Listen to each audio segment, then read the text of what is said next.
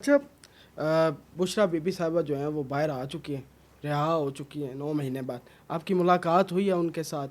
نہیں، میں انشاءاللہ کل ان سے ملاقات کے لیے جاؤں گا. اور ابھی آج ہنگامی اجلاس بھی بلایا ہوا تھا، آپ شرکت نہیں آپ نے کی. کیا لگتا ہے کہ اب پاکستان تحریک انصاف ان کی لیڈرشپ میں آگے بڑھے گی؟ کیونکہ جب بھی پروٹیسٹ ہوتے ہیں لیڈرشپ نظر نہیں آتی. کیا لگتا ہے آگے وہ لیڈ کر رہی ہیں؟ کہ میں پاکستان تحریک انصاف کی جو قیادت ہے، ان کے جو اجلاس ہوتے ہیں، میٹنگز ہوتے ہیں، فیصلے ہوتے ہیں، ان تمام پروسیس کا میں حصہ نہیں ہوں. ٹھیک ہے. اور 11 اپریل تک 9 مئی سے لے کر 11 اپریل تک پاکستان تحریک انصاف کو عملاً میں نے چلایا ہے. بالکل. اور 11 اپریل سے لے کر آج تک جو ہیں، اب میں کسی فیصلہ سازی کا حصہ نہیں ہوں. خان صاحب سے ملاقات ہوئی تھی، ان کو میں نے یہ باور کرایا کہ اگر کوئی فیصلہ ہو احتجاج کا تو وہ احتجاج کمیٹی کے سپرد ہونا چاہیے، جس پہ ابھی تک عمل درآمد نہیں ہوا ہے. تو لہٰذا نہ انہوں نے کبھی چاہا ہے کہ میں ان کو کوئی رائے دوں، انپٹ دوں، نہ کسی اجلاس میں بلایا ہے، نہ کسی کمیٹی میں، اور نہ میری کوئی خواہش ہے کہ میں جو ہے اپنے تئیں ان کو کہوں. تو لہٰذا میں اس پروسیس میں اپنا مافی ضمیر عوام کے سامنے رکھ چکا ہوں.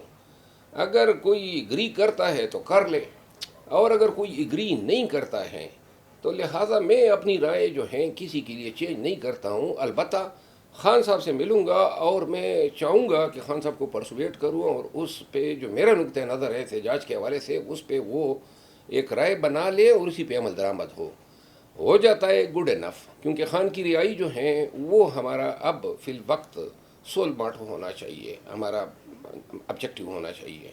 باقی باتیں جو ہیں بعد میں. لیکن اس پہ عمل درآمد، اس کی عملی تعبیر تبھی ملے گی جب احتجاج جو ہیں ان لوگوں کو سپرد ہو جو احتجاج صحیح معنوں میں کر سکے.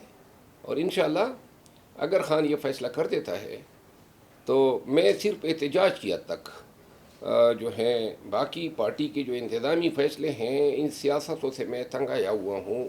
کسی کو نکالنا ہے، ہٹانا ہے، اندر کرنا ہے، میں ان چیزوں میں نہ کبھی جاؤں گا، نہ کبھی اس میں میری مداخلت کا کوئی شوق ہے. بالکل، آپ نے بڑی خوبصورت بات کی ہے. آپ کو کب کیا لگتا ہے کہ عمران خان صاحب کب تک باہر آ جائیں گے؟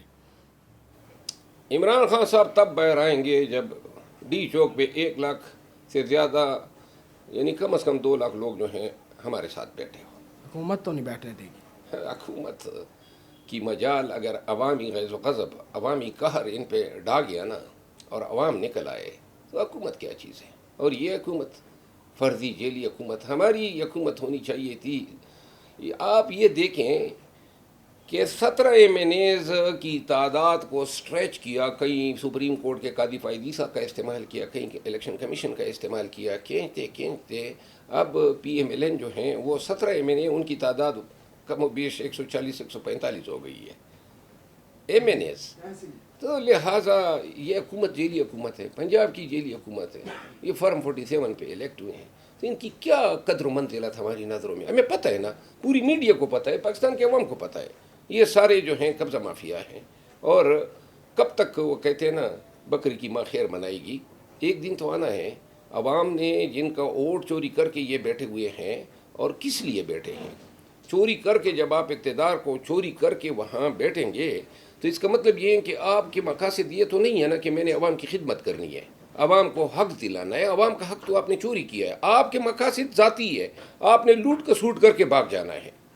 تو جس طریقے سے یہ 2-3 سالوں میں ساری چیزیں عوام کے سامنے آئیں گی. یہ تاریخ بن رہی ہے پاکستان کی. صرف ایک چیز کا گلہ ہے، یہ وہ وقت ہیں جب قوم کو، پاکستانی قوم کو اپنی پاکستانیت، اپنی قومیت کا احساس دلانا چاہیے. دنیا کی کسی بھی، ایران میں ہوتا، افغانستان میں ہوتا، سوال ہی پیدا نہیں ہوتا کہ عوام حکومت کو یا ریاست کو یہ کرنے دیتے.